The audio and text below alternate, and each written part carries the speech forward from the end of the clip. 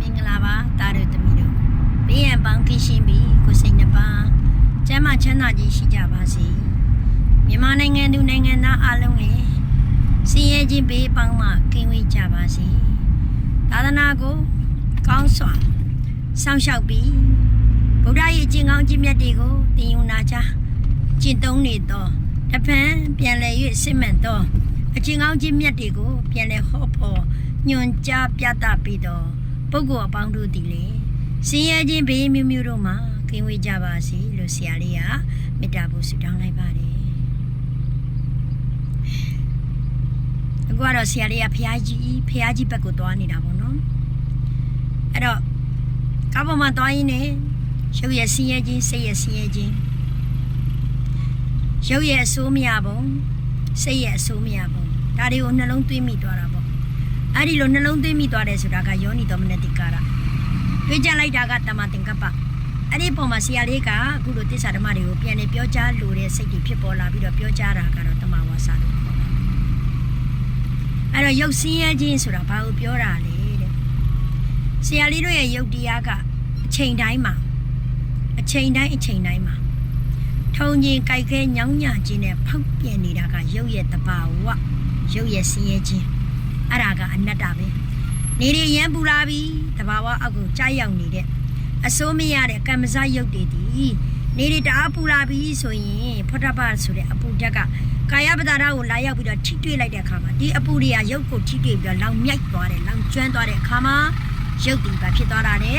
ရုပ်ဒီအစိုးမရခြင်းသဘောနဲ့ဆင်းရဲသွားတယ်အဲ့ဒါကတားလို့မရဘူးအဲ့ဒါဥဒုတဘာဝကြောင့်ဖောက်ပြန်လာတဲ့ရုပ်ရဲ့အစိုးမရခြင်းတဘာဝအဲ့ဒီတဘာဝထဲမှာကြာတော့သူကအာတဝမပါဘူးဒီလိုပဲယောက်ျားမင်းမပုဂ္ဂိုလ်တတ္တဝါအတက်လိုက်ပြစီဝအတ္တပုဂ္ဂလလည်းမပါဘူးတဲ့ဒါကြောင့်မို့ရုပ်တရားကြီးတည်တဲ့အချိန်တိုင်းဖောက်ပြန်နေတယ်တဲ့အဲ့ဒါရုပ်ရဲ့ဆင်းရဲခြင်းငကိုမူလရုပ်ရဲ့တဘာဝဆင်းရဲနေတယ်ပေါ့အဲ့ထဲမှာအာတဝမပါဘူးအဲ့တော့ထုံချင်းကြိုက်ကြညောင်းညခြင်းနဲ့ဖောက်ပြန်နေတဲ့ရုပ်ရဲ့တဘာဝကလည်းအဆိုးမရခြင်းတဘောနဲ့ဖောက်ပြန်နေတယ်ဥရုကြောင့်လည်းတဲ့အပူအေးကြောင့်လည်းတဲ့ဖောက်ပြန်နေတာပဲအဲ့ဒီဖောက်ပြန်နေတဲ့ယုတ်တရားတွေအစိုးမရတဲ့တဘာဝတရားတွေလည်းဆင်းရဲတဲ့ဒုက္ခသစ္စာပဲသူကကြတော့အနတ္တဒုက္ခသစ္စာရကြည့်ပါအဲ့ဒီတော့ယောက်ျားမင်းမပုဂ္ဂိုလ်တ attva အာယုံတို့မှာကင်းစိတ်နေတော့ကံကိလေသာကနေထုတ်လုပ်ပေးလိုက်တဲ့ဆရာလေးတို့သားတို့သမီးတို့ရဲ့ကမ္မဇမဟာဗုဒ္ဓယုတ်တို့ခေါ်ဆိုအပ်တော့ဉာဏ်လေးပါးနဲ့ဖွဲ့စည်းတည်ဆောက်ထားတဲ့ယုတ်တရားကြီးဒီကံစိတ်ဥဒ္ဓအာဟာရအကြောင်းလေးပါးကိုမိခိုပြီးတော့လေဖောက်ပြန်နေရတယ်မိခိုပြီးတော့လည်းပျက်စီးရတယ်ဒါကြောင့်မလို့ तू ကကြတော့အစိုးမရတဲ့နတ္တယုတ်အဲ့ဒါယုတ်ရဲ့ဆင်းရဲခြင်းအပြုပြင်ငယ်တရားဒီယုတ်ကြီးကကြတော့အပြုပြင်ငယ်တရားပြုပြင်ပေးနေရတယ်စေစောတိုက်တုံးမှုနဲ့လည်းပြုပြင်ပေးနေရတာစေစောတိုက်တုံးမှုနဲ့ပြုပြင်ပေးတာကနတ်တရားအဲ့ဒီစေစောတိုက်တုံးမှုနဲ့ပြုပြင်ပေးနေတာကဘယ်လိုပြုပြင်တာလဲဆိုရင်ပူရင်အေးအောင်ပြင်ရတယ်အေးရင်နှွေးအောင်ပြင်ရတယ်ရုပ်တွေ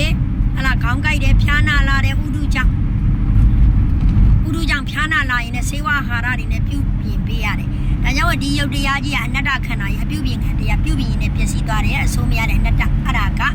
ရုပ်ရဲ့တဘာဝတရားဒုက္ခသစ္စာအဲ့ဒီရုပ်ရဲ့တဘာဝတရားဒုက္ခတွေမှာရုပ်ရဲ့တဘာဝတရားတွေမှာကျတော့အာတဝါတွေမပါလာဘူးကိလေသာတွေကင်းစိတ်နေတယ်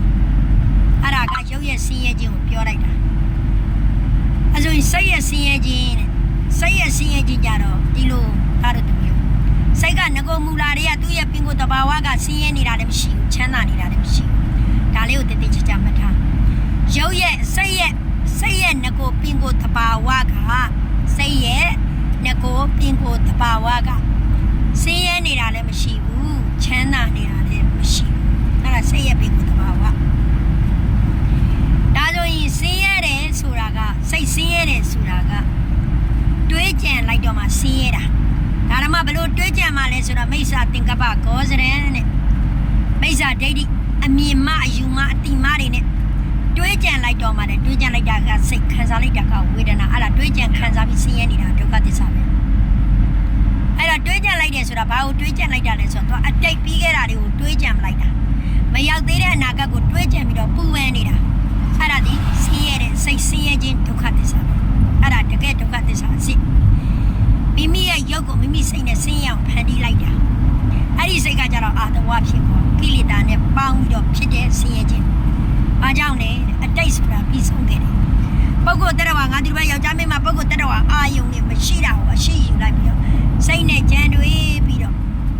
ဘယ်သူကဘယ်တော့ငါဘယ်လိုငါပေါ်မှာကောင်းခဲ့တာဘယ်လိုလေးငါ့ကိုဂရုစိုက်ခဲ့တာဘယ်တော့ကတော့ငါ့ကိုဘယ်လိုလေးပြောဆိုခဲ့တာဆိုပြီးတော့ကြံတွေးပြီးတော့စိတ်ဆင်းရဲနေတာစိတ်ဆင်းရဲတာဒါဆိုရင်ကြံတွေးပြီးတော့မှဘယ်သူဘယ်ဝါဆိုတော့ပုဂ္ဂလပညာအာယုံကိုယူပြီးတော့ပညာအမှတ်ပေးပြီးတော့တွေးကြံပြီးတော့ခံစားနေတာဒီသမုဒယသစ္စာနဲ့ဒုက္ခသစ္စာ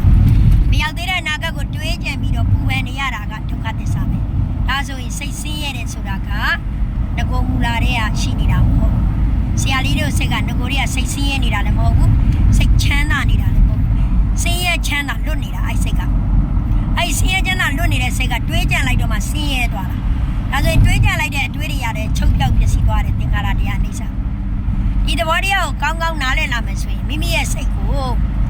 ပြီးခဲ့တဲ့တိုက်တဲ့ဒီတွေးကြံရင်လည်းမရှိမှန်းသိမရောက်သေးတဲ့နာဂတ်တွေဒီတွေးကြံရင်လည်းမရှိမှန်းသိ